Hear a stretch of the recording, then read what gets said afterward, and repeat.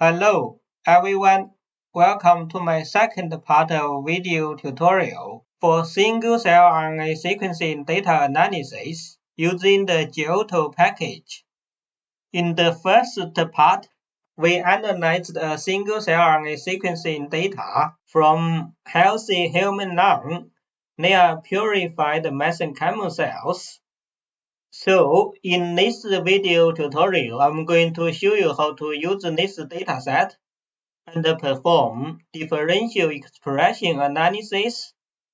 After differential expression analysis, we can identify markers to annotate the cell types. So we can use the find markers function to identify marker genes for different cell clusters. If you have a look at the Giotto website, you can see here the functions to detect cell type cluster-specific marker genes. You can use the generic method, find the markers, or you can use the find markers function one against the wall. If you use the generic function, find the markers or find the markers one against the wall, you need to specify which method you can use. So now, Giotto has three methods you can select to perform differential gene expression analysis. You can see the first one is the gene method, second one is the screen method. Now they added the third one, the master method. So for today's demonstration, we are going to use find markers one against the wall and use the screen method. So let's go back to R. So you can see we are going to use the find markers one against the wall. That means we find the markers for one cell cluster against the rest cell clusters in your Giotto object.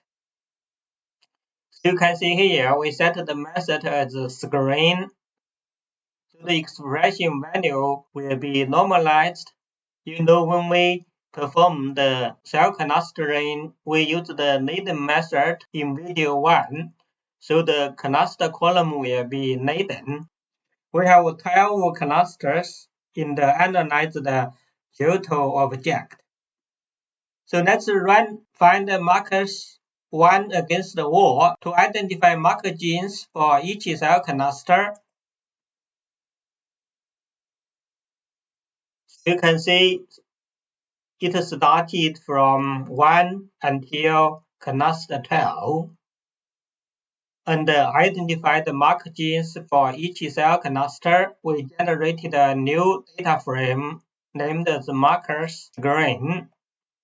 You can see we only have 12 cell clusters here, but we have 9,318 observations. You can click the data set and have a look at the data information. You can see we have the p-value, false discovery rate, log fold changes, features name, cluster name, and the ranking for each feature as marker genes for each cell cluster. Because we have so many genes identified as differentially expressed genes, we don't need to use all the genes to identify the cell clusters. So to select marker genes for cluster identification, we can just select the first 3 genes for each cell cluster. So we have 12 cell clusters here. If we select 3 genes for each cell cluster, let's run. You can see we select 3 genes for each cell cluster, the mark genes. Then in total we have 36 gene names here. But for this dataset, we have different subtype of fibroblast. So some genes actually selected as mark genes for different fibroblast subclusters. So we have repeat gene names. If we have look at the gene names in the marker genes screen, let's run. You can see, for example, num is the mark gene for fibroblast. We can see num here, here, and here, and also here. We have repeat gene names because we want to generate a heat map to show the high expression for the marker genes in each cell canister. So we need to use the unique function to get rid of the repeat gene names. Let's run. You can see now we only have 26 gene names. Now we can generate a data map for the 26 selected mark genes. Let's run. You can see we generated a data map here. You can see we can see L1 are like one expression or GS1 expression in cluster 12. You can see high expression for CD74, HLA, DRA in cluster 9. So cluster 9 and cluster 12 are immune cells.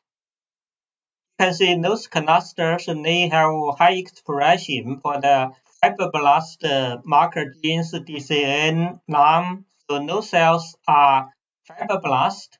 And cluster 4, you can see they express high level ACTA2, TAGLN, MYL9.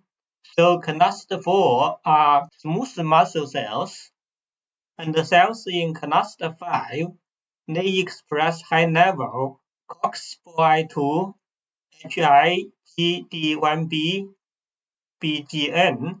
So we know from previous analysis they are marked genes for parasite. So according to the marker gene expression level in each cell cluster, we can identify the cell cluster's name. I already show you here cluster 1, 2, 3 are fibroblast, 4 are smooth muscle cells, 5 are parasite, 6, 8, 10, 11, they are fibroblasts as well. Then cluster 7 is epithelial cells. You can see they express high level KRT19, WFDC2. Then cluster 9 and cluster 12, they are immune cells.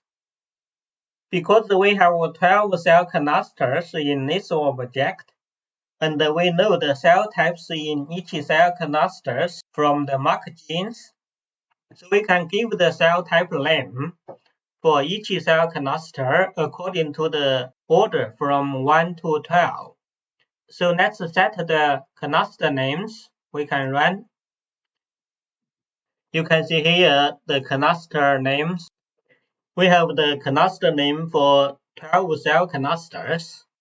Then we set the cluster number according to the order from 1 to 12 for each cell cluster. Let's name it.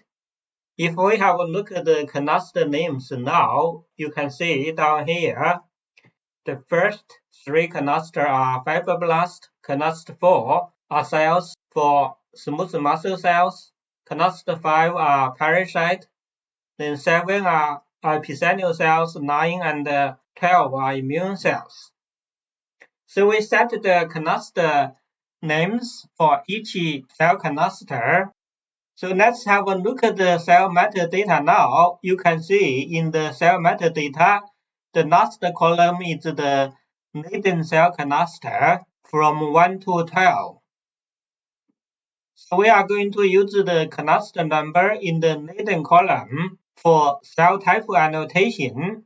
So Giotto package has a function called annotate Giotto to annotate the cell clusters. So the object will be NML, and we set up the annotation vector already. They are the cluster names, and the cell cluster will be the numbers from the latent column.